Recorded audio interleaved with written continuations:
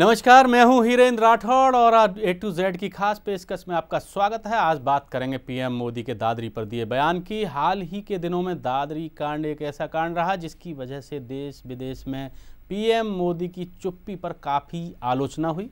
अब पीएम मोदी ने खुलकर दादरी घटना पर अफसोस जता दिया है, लेकिन इसके बाद भी पीएम को विपक्ष ने घेर लिया है और पीएम के बयान पर ही सियासत करनी शुरू कर दी है। आखिर क्यों घेरा है पीएम को विपक्ष ने?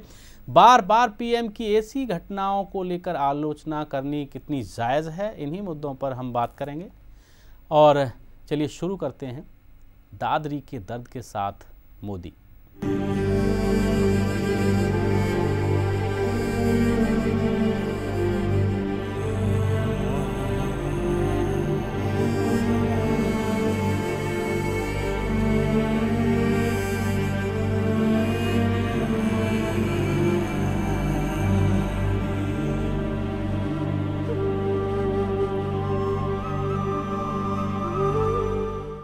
और प्रधानमंत्री नरेंद्र मोदी ने एक बार फिर से दादरी कांड पर अपने दर्द को साझा किया है। पीएम मोदी ने दादरी कांड पर दुख जताया, साथ ही साथ गुलाम अली का कंसर्ट रद्द होने पर भी प्रधानमंत्री ने अफसोस जताया। दादरी की घटना की निंदा करने के बाद भी पीएम मोदी की आलोचना हो रही है। विपक्ष ने उन्हें दादरी पर दिए बयान पर घेर लिया है।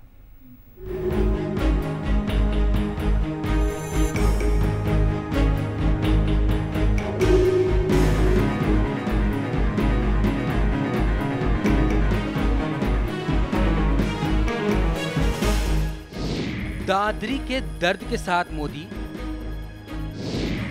अब दादरी ना हो दोबारा। जी हां, एक बार फिर से देश के प्रधान सेवक प्रधानमंत्री नरेंद्र मोदी ने दादरी पर दुख जताया है। एक अखबार को दिए इंटरव्यू में पीएम ने दादरी की घटना को दुखद बताया। साथ ही साथ उन्होंने गुलाम अली के कंसर्ट को रद्द करने की घटना को भी दुर्भाग्यपूर्ण करार दिया। वहीं ऐसी घटनाओं पर हाथ झाड़ते हुए ये भी कहा कि सरकार का इससे कोई लेना देना नहीं। प्रधानमंत्री ने विपक्ष पर यह भी आरोप लगाया कि वो संप्रदायवाद का हवा खड़ा कर अल्पसंख्यकों को वोट बैंक की तरह इस्तेमाल कर रही है। मोदी ने कहा कि भाजपा ने कभी ऐसी घटनाओं का समर्थन नहीं किया। विपक्ष ऐसे मुद्दे उठाकर भाजपा के खिलाफ सांप्रदायिकवाद का हवा खड़ा कर रहा है, लेकिन क्या वो खुद ध्रुवीकरण की राजनीति नहीं कर रहे हैं? साथ ही साथ मोदी ने कहा, पहले भी इस प्रकार की बहस होती रही है। बीजेपी ने हमेशा छदम धर्मनिरपेक्षता का विरोध किया है। अब फिर से दुर्भाग्यपूर्ण सामाजिक बेचैनी के बीच इस प्रकार की बहस हो रही है। इस बहस को वार्ता और विचार विमर्श के जरिए सुलझाया जा सकता है। मोदी ने दावा किया है कि वो पार्टियां जो इस प्रकार का दुष्प्रचार फैला रही हैं, वो अल्पसंख्यकों का विकास नहीं चाहती हैं और उन्हें वोट बैंक के रूप में देखती हैं। इससे पहले भी पीएम मोदी ने बिहार की एक रैली में दादरी कांड पर बोलते हुए कहा था कि देश को एक रहना चाहिए। विपक्ष का पलटवार। पीएम मोदी के दादरी कांड की निंदा के बाद भी विपक्ष को सब्र नहीं आ रहा है। लालू प्रसाद यादव ने कहा है कि इसे चुप्पी तोड़ना नहीं कहते हैं। आपको लगता है कि पीएम ने देर से चुप्पी तोड़ी है? लालू जी, इतना चुप्पी क्या तोड़ा है? क्या चुप्पी तोड़ा? माने तुमको मार दें, हम पीट दें और सॉरी कहें, ये कोई तरीका है?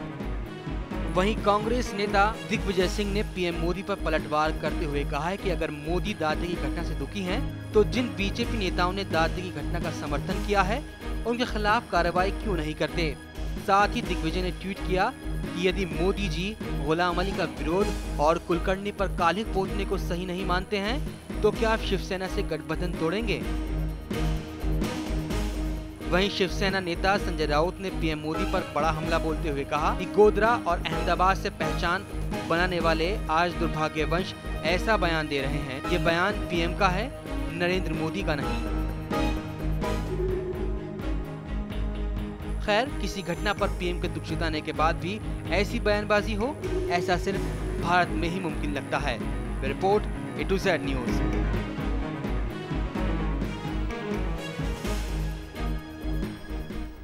और जिस तरीके से इतने दिनों बाद प्रधानमंत्री नरेंद्र मोदी ने दादरी की घटना पर अपना बयान दिया है, जाहिर सी बात है पहले विपक्ष उन्हें इस बात पर घेर रहा था कि प्रधानमंत्री इस पर बयान दें, और जब उन्होंने बयान दिया तो इस बात पर घेरा जा रहा है कि इतनी देर बाद क्यों, और इस तरीके की बात की। और हमारे सहयोगी अली अब्बास नकवी हमारे साथ जुड़े हुए हैं, उनसे बात करते हैं। अली, जिस तरीके का बयान प्रधानमंत्री नरेंद्र मोदी का आया है पूरे मामले पर, और उन्होंने साफ तौर पर ये ही कहा है कि केंद्र सरकार का इन दोनों ही घटनाओं से कोई लेना देना नहीं है, चाहे गुलाम अली के कंसर्ट के रद्द होने की बात हो जो मुंबई और पूना में होने वाले थे, या फिर कि दादरी की घटना हो जहां पर के एक व्यक्ति की मौत हो गई। दोनों ही राज्य सरकारों के मामले हैं। इसके बावजूद विपक्ष कहीं ना कहीं लगातार प्रधानमंत्री को घेरने की कोशिश कर रहा है। देखिए, विपक्ष शुरू से ही लगा हुआ है कि नरेंद्र मोदी कुछ ना कुछ ट्वीट करें, कुछ अपना बयान दें, या कोई किसी भी संस्था को, किसी ऑर्गेनाइजेशन को अपना बयान दे के सफाई दें कि जिस तरीके से जो हालात चल रहे हैं इस वक्त देश में, उस पर उनकी क्या प्रतिक्रिया है। आपको बता दूं, विपक्ष का ये कहना किस वजह से है। हाल ही में अभी एक गायक के पुत्र की मृत्यु हुई, तो उसमें फौरन नरेंद्र मोदी ने ट्वीट किया कि मुझे उसका बड़ा शौक होता है। हाँ, कहीं भी प्रधानमंत्री नरेंद्र मोदी जाते हैं तो फौरन बताते हैं कि आज मैं यहाँ गया, आज मैं वहाँ गया, आज मैंने ये संबोधित किया। जरा सी देश में कुछ भी अनहोनी हो या होनी हो तो नरेंद्र मोदी प्रधानमंत्री का हमेशा ट्वीट या एक न कहीं से बयान आता जाता था। लेकिन इतना बड़ा इशू होने के बावजूद अंतर्राष्ट्रीय मीडिया ने जिसे पकड़ लिया हो, अखलाक की मौत का मामला, अभी तक नरेंद्र मोदी ने कोई बयान नहीं आया, जिसके बाद से विपक्ष ने इस पर पूरी तरीके से इन पर हल्ला बोल दिया। और उनकी हर किसी की यही मांग थी कि जरूर प्रधानमंत्री कुछ ना कुछ बोले। आज हालांकि जिस तरीके आनंद बाजार पत्रिका में नरेंद्र मोदी ने अपना ये साक्षात इंटरव्यू दिया, उनमें साफ तौर पर उन्होंने कह दिया है कि इस तरीके जो ये घटना हुई है, चाहे ये गुलाम अली का मामला हो या चाहे अखलाक की मौत का मामला हो, इस पे केंद्र सरकार का कोई लेना देना नहीं है। इसमें राज्य सरकार का, और सांप्रदायिकता जो लोग फैलाते हैं सिर्फ और सिर्फ वो लोग जिम्मेदार हैं। जी राठौर जी। अली, एक बात और है कि जिस तरीके से विपक्ष, तो जाहिर सी बात है कि उसका काम है घेरना, सवाल उठाना, लेकिन कहीं ना कहीं जो बीजेपी की सहयोगी पार्टियां हैं और गठबंधन के जो नेता हैं, वो भी प्रधानमंत्री के इस बयान पर कहीं ना कहीं तल्ख टिप्पणी कर रहे हैं। अगर शिवसेना नेता संजय निरुपम की बात करें तो उन्होंने भी कुछ इसी तरीके का बयान दिया है। बिल्कुल, मैं बताना चाहूँगा, शिवसेना सांसद संजय राउत ने यह बयान दिया है कि जिस नरेंद्र मोदी ने अगर ये बयान दिया है जो इस पे अपने आप को दुर्भाग्यपूर्ण बताते हैं, तो हम ये कहेंगे कि वो हमारे प्रिय नरेंद्र मोदी नहीं है। ये वो, हाँ, प्रधानमंत्री ज़रूर हो सकते हैं, लेकिन वो हमारे प्रिय नरेंद्र मोदी नहीं है जिनका नाम गोधरा और अहमदाबाद के लिए जाना जाता है। तो ये भी एक बहुत बड़ा बयान है जो संजय राउत ने, शिवसेना के सांसद और राष्ट्रीय प्रवक्ता ने दिया है कि नरेंद्र मोदी का जिस तरीके से दुर्भाग्यपूर्ण कहना, इस घटना को ये दुर्भाग्यपूर्ण घटना नहीं है। और साथ ही साथ इस पे जो विपक्ष ने भी एक हल्ला बोल दिया है कि अगर आपको लगता है कि गुलाम अली के साथ जो हुआ ये दुर्भाग्यपूर्ण है, तो क्या आप शिवसेना के साथ अपना गठबंधन तोड़ेंगे? तो ये एक तरीके से पूरा एक कह सकते हैं एक भूचाल मचा हुआ है शिवसेना और एक, क्योंकि आपको बता दूं साथ ही साथ में शिवसेना की जो गठबंधन हैगा वो मुंबई में बीजेपी के साथ साफ तौर पर देखा जा रहा है। लेकिन अभी कुछ ही महीनों में नगर पालिका के भी चुनाव आने वाले हैं, इस पर साफ तौर पर एक असर देखने को मिल सकता है। लेकिन नरेंद्र मोदी ने अपनी केंद्र सरकार और बीजेपी को इससे साफ तौर से बचा लिया है। राठौर जी बिल्कुल, आप हमारे साथ बने रहें अली, और फिलहाल हमारी इस खास पेशकश में वक्त है एक छोटे से ब्रेक का, और ब्रेक के बाद भी चर्चा जारी रहेगी। आप बने रहिए A to Z न्यूज के साथ।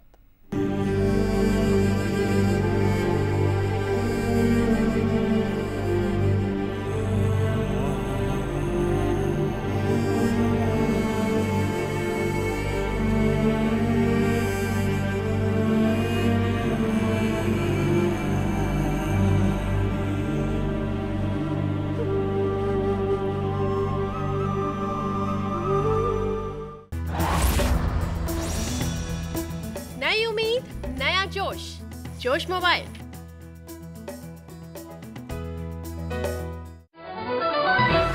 Watch your favorite A to Z news channel just a click away. Log on to www.atozNewschannel.com.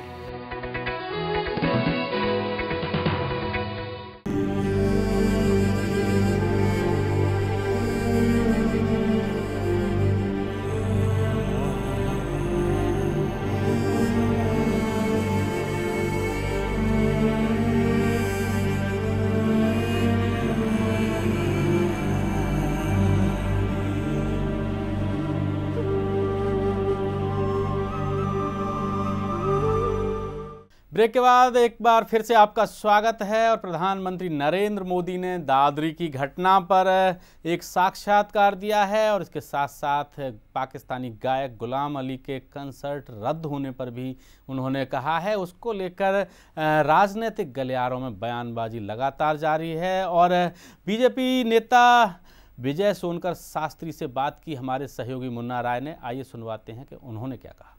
Dadri की घटना हो या कसूरी का मामला हो, इसमें जो भी चीज़ें हैं वो काफ़ी गलत हैं काफ़ी हद तक, और बड़ा दुख व्यक्त किया है उन्होंने।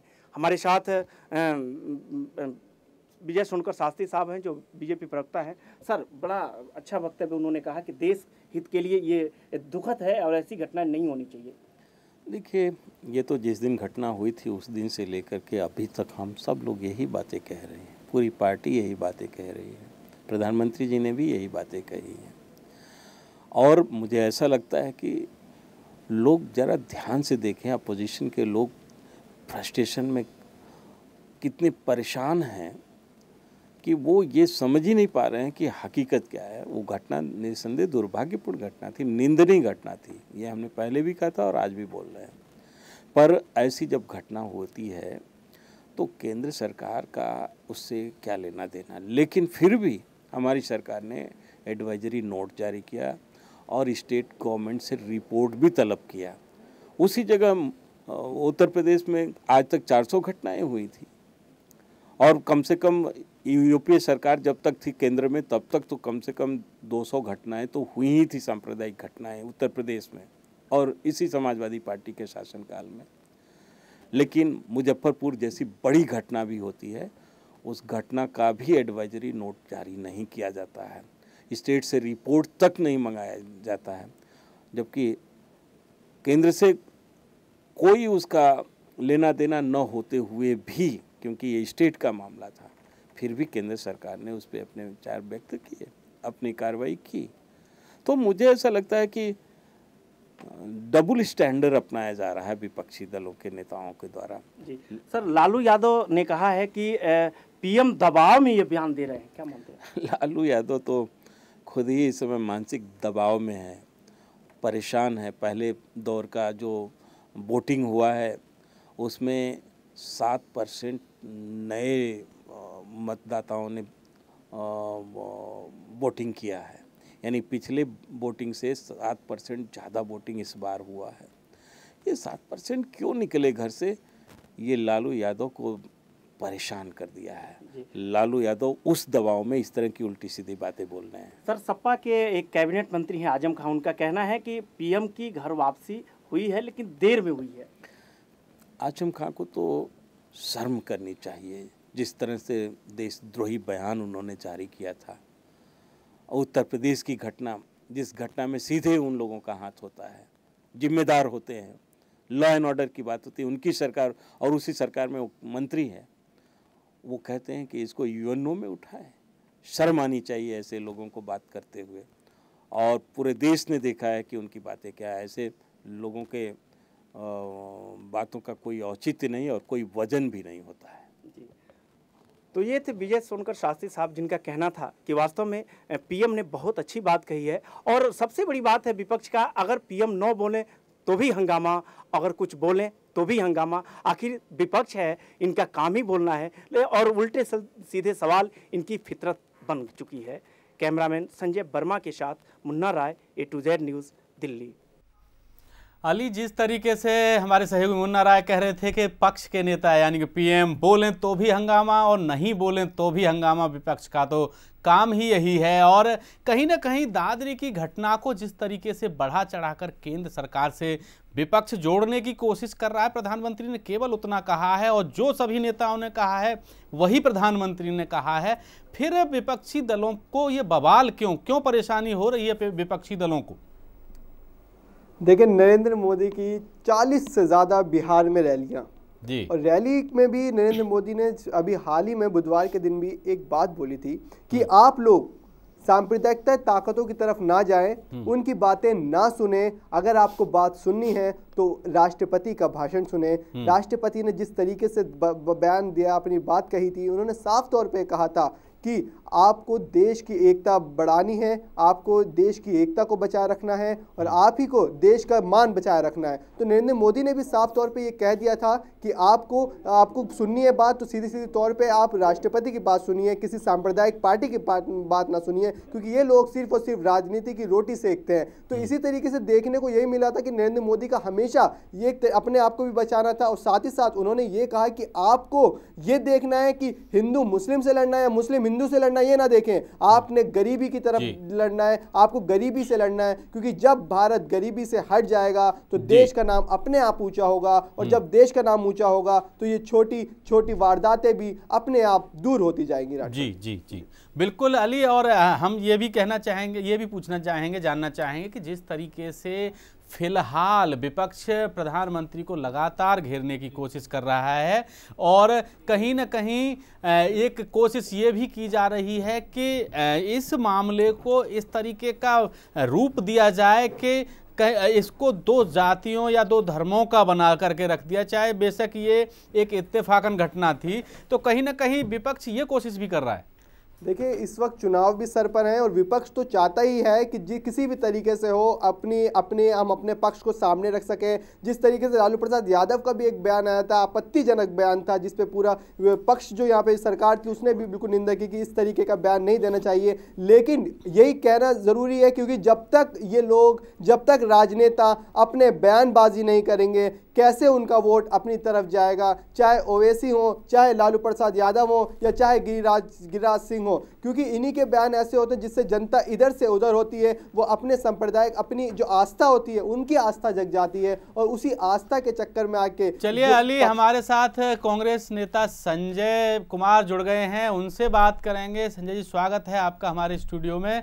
और जिस तरीके से अभी फिलहाल आज के दिन प्रधानमंत्री नरेंद्र मोदी ने अपना एक साक्षात्कार दिया है अपने एक अखबार को, और उन्होंने कहा है कि दादरी की घटनाओं के लिए खेद जताया है कि ऐसी घटनाएं नहीं होनी चाहिए।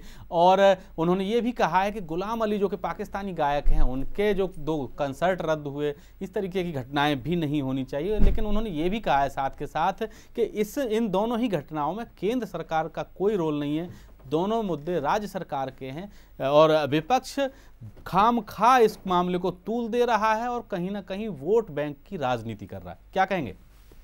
देखिए, अगर ये सब चीजें देखे जाए तो उन्हीं के पार्टी वाले जितने भी लोग हैं वही इस चीज को कर रहे हैं। अब देखिए, जहां तक गुलाम अली का बात है, वो तो ऑलरेडी महाराष्ट्र सरकार बीजेपी की सरकार है। एक पक्ष और एक विपक्ष, एक सरकार में ही बैठे लोग पक्ष और विपक्ष करेंगे तो ये कैसे होगा? कोई भी, अगर गुलाम अली एक टेररिस्ट तो नहीं है जी, वो एक सिंगर है। अगर हमारे देश में कोई भी इस तरीके का लोग अपना कंसर्ट करने आते हैं या कोई प्रोग्राम करने आते हैं तो हमें उनका स्वागत करना चाहिए, ना कि उनके साथ विरोधाभास जता के उनको प्रोग्राम नहीं करने देना। ये एक दुखद घटना है। और जहां तक ये बीजेपी की दोहरी नीति है, ये साफ पता चल रहा है। एक तरफ शिवसेना लोगों के मुंह पे कालिख पोते चल रही है और दूसरा बीजेपी कर रहा है कि कालिख मत पोतिए। तो ये मुझे इनकी कॉन्सेप्ट ये खुल के क्यों नहीं बताते हैं कि ये गलती है मेरी और एक्सेप्ट करें कि हाँ हमने गलती किया है इन सब मामलों में और इसके लिए हमें जनता के सामने माफी। चलिए, दादरी की घटना की बात करें तो उसमें क्या कहना है आपका? देखिए, दादरी की घटना ये तो कम से कम कितने दिनों के बाद आज प्रधानमंत्री का बयान आया है। इतना दिन से तो प्रधानमंत्री जी बयान नहीं दे रहे थे। आज उनको जब बिहार में इलेक्शन का लास्ट 2nd फेज स्टार्ट हुआ है तो ये बयान दिए हैं। जिस दिन घटना होती है उस दिन बयान देना चाहिए था, उसके बाद लोगों को बताना चाहिए था। ये दोहरी नीति में अभी भी आपको लेकिन क्या लगता है आपको कि प्रधानमंत्री हर एक घटना पर बयान दें? क्योंकि ये घटना भी उसी तरह की घटना है जब कि पहले भी इससे बहुत सारे इससे बड़े बड़े हादसे हो चुके हैं और कांग्रेस के प्रधानमंत्री ने भी कोई बयान नहीं दिया है। ऐसा नहीं है, दुख जताया है, बयान दिया है कि ऐसी घटना नहीं होनी चाहिए। आज हमारे देश के जितने भी गण्यमान्य लोग हैं वो अपना अवार्ड वापस कर रहे हैं। इस घटना से इतने लोग दुखी हैं, विदेशों में हमारी इसकी बहुत ज़्यादा साख हमारी गिरी है। ये एक तो मानवता की चरम सीमा पार कर गई है जी। और आज प्रधानमंत्री का बयान आने से बहुत कुछ फर्क नहीं पड़ जाएगा। हाँ, ये बयान अगर शायद वो उसी दिन दिए होते तो एक लोगों को समझ में आता कि हाँ ये बयान उस समय दिया गया जबकि ये घटना हुई है। घटना होने के शायद कितने दिन बाद, जबकि बहुत ज्यादा राजनीतिक प्रेशर पड़ा, बहुत सारे लोग इसको मुद्दे को उठाए, तब जाके प्रधानमंत्री को लगा कि नहीं नहीं ये कहीं नहीं मुद्दा ना बन जाए, तो इस वजह से उन्होंने इसको फिर जाके अभी बयान दिया है। चलिए, अली हमारे साथ जुड़े हुए हमारे सहयोगी लगातार। अली, आपको क्या लगता है कि जिस तरीके से अभी कांग्रेस का पक्ष आया है, संजय कह रहे हैं कि प्रधानमंत्री को उसी दिन बोलना चाहिए था, पहले भी ऐसी बहुत सारी घटनाएं हुई हैं, सांप्रदायिक दंगे हुए हैं, तब भी प्रधानमंत्री का साथ के साथ बयान नहीं आता रहा है। बिल्कुल, देखिए नरेंद्र मोदी अब अपने आप की जो छवि बनाई है, आपने देखा हो जब से चुनाव हुए, चुनाव से पहले जब लोकसभा चुनाव थे तो नरेंद्र मोदी हमेशा मीडिया के सामने आए, हर चैनल को ज़्यादा उन्होंने, कोई भी बड़े बड़े चैनल हो सबको इन्होंने इंटरव्यू दिए, अब प्रेस भी कॉन्फ्रेंस किए साथ साथ बैठ के। लेकिन जैसे ही लोकसभा चुनाव के बाद से नरेंद्र मोदी ने एक तरीके से मीडिया के सामने आना बिल्कुल बंद कर दिया है, ना वो कोई बाइट देना चाहते हैं, सिर्फ उनका एक जो मीडिया रह चुकी है वो है ट्विटर, और ट्विटर से वो अपने हर चीज़ के बारे में बताते रहते हैं। हाँ, अब ये नरेंद्र मोदी ने अपनी एक जो छवि बना ली है वो ये बना ली है कि वो सिर्फ और सिर्फ देश की आगे, देश को किस तरीके से आगे बढ़ाए, विदेश दौरे में किस तरीके से वो भारत का नाम ऊंचा करें, उस चीज को वो ज्यादा जोर दे रहे हैं। यहां तक कि इसको छोड़ दिया उन्होंने कि देश में क्या क्या अंदरूनी मामले चल रहे हैं, क्या कोई यहाँ पे सांप्रदायिक दंगे हो रहे हैं, उस चीज को सिर्फ बीजेपी जो है, बीजेपी प्रवक्ता वो संभाले हुए हैं। जिस तरीके से एक बात देखा जाए, इस पर गौर करें, और नरेंद्र मोदी देश को किस तरीके से आगे बढ़ाया जाए और क्या क्या भारत की योजनाएं चल रही हैं विदेशों के साथ, उस पर ज्यादा जोर दे रहे हैं। तो इसीलिए कहा जा सकता है, जिस तरीके से बीजेपी वाले भी हमें बताते हैं कि यही बात है कि नरेंद्र मोदी इस मामले पर अपने बयान नहीं दे रहे हैं। चलिए अली, आप हमारे साथ लगातार बने रहिएगा। संजय जी, आपसे जानना चाहेंगे कि राहुल गांधी जाते हैं विसेड़ा जब ये घटना होती है, और जो असदुद्दीन ओवैसी हैं वो जाते हैं वहाँ पर, जिनका के दूर दूर तक वहाँ इसे इलाके से कोई लेना देना नहीं है, तो जाहिर सी बात है कि राजनीति तो इस मामले पर शुरू से ही शुरू हो गई थी। देखिए, शुरू से शुरू हुई या बाद की बात हुई ये तो नहीं जाना, हम तो संवेदना व्यक्त करने गए थे कि ऐसी चीज़ें नहीं होनी चाहिए। राहुल जी एक संवेदना व्यक्त करने वहाँ गए थे। और देखिए, किसी की हत्या होती है कोई बिना वजह बिना कारण जी, तो इसका इस हम लोगों का तो दायित्व है कि अगर कोई भी इंसान की अगर कुछ होती है, जान जाती है, तो एटलीस्ट संवेदना तो व्यक्त करना चाहिए। संवेदना व्यक्त करना चाहिए। हम आपसे ये भी जानना चाहेंगे कि उत्तर प्रदेश में ही, पश्चिमी उत्तर प्रदेश में ही गायों को भरे हुए ट्रक को कुछ लोग ले जा रहे थे, एक पुलिस वाले सब इंस्पेक्टर ने उन्हें रोकने की कोशिश की, उनके ऊपर ट्रक चढ़ा दिया गया। वहाँ पर कोई भी कांग्रेस का नेता नहीं गया, कोई असदुद्दीन नहीं गया, वो दूसरे धर्म का था, तो और सरकार की तरफ से उसके लिए कोई मुआवजे की नहीं, हमारे लिए देखिए हत्या तो हत्या होती है, चाहे कोई धर्म कोई जाति। का नेता नहीं गया कोई? नहीं गया, ये अलग बात है, नहीं गया कैसे नहीं, लोकल लीडर वहां गए होंगे, लेकिन हत्या तो हत्या होती, किसी की भी जान जाए। कांग्रेस का ये सोच नहीं है कि ये कोई धर्म और जाति से नहीं लगता तो है ना कि कहीं ना कहीं जाति विशेष को देख करके राजनीति हो रही है, धर्म विशेष को देख करके राजनीति हो रही है। एक धर्म का कोई व्यक्ति अगर किसी घटना का शिकार होता है तो वहां पर सारे नेता पहुंच जाते हैं, और एक व्यक्ति उसी वजह से दुर्घटना का शिकार होता है तो वहां कोई नहीं जाता, उसके लिए कोई उसका मदद का ऐलान नहीं किया जाता। नहीं, ऐसा नहीं है। वहाँ को भी हम लोग अभी संज्ञान लिए हैं और लोग गए हैं, हमारे लोकल लीडर एमएलए और यूपी के जो एक्स एमएलए हैं वो भी गए हैं। ऐसा कुछ नहीं है आप जो बता रहे हैं जी। लेकिन सबसे बड़ी बात है कि कोई भी घटना हो, दुर्घटना हो, उसका अगर हम संज्ञान नहीं लेंगे, लेकिन आज का दौर में देखिए, पहले तो ऐसा दौर बहुत बार नहीं चला कि जितने भी हमारे प्रतिष्ठित लोग हैं सारे के सारे हमारे। चलिए, हमारे साथ हमारे सहयोगी अली लगातार जुड़े हुए। अली, हम आपके पास आना चाहेंगे, आपसे जानना चाहेंगे कि एक तरफ एक घटना होती है, वहां पर बहुत सारे लोग जाते हैं, बड़े बड़े नेता जाते हैं, और उसी तरह की जुड़ी हुई एक दूसरी घटना होती है जिसमें एक एसआई मारा जाता है, वहां पर कोई नहीं जाता, उस मुद्दे को राजनीतिक रंग नहीं दिया जाता। क्या लगता है आपको कि कहीं ना कहीं धर्म की राजनीति हो रही है?